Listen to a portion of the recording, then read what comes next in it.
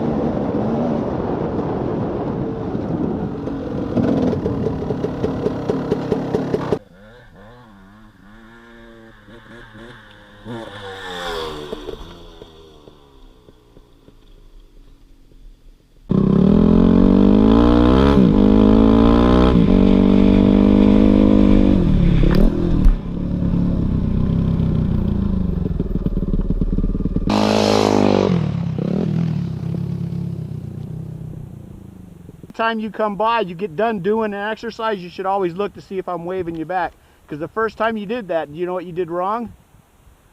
I chopped the throttle, didn't I? Yep. Yeah. So did I do that the other 2 times? You were getting better about it, but what you need to do is face your fear and faster each time. Faster each time. Your goal should try and land over that hump before the end of the day. Okay. Which means we have like 3 minutes. Well, go fast.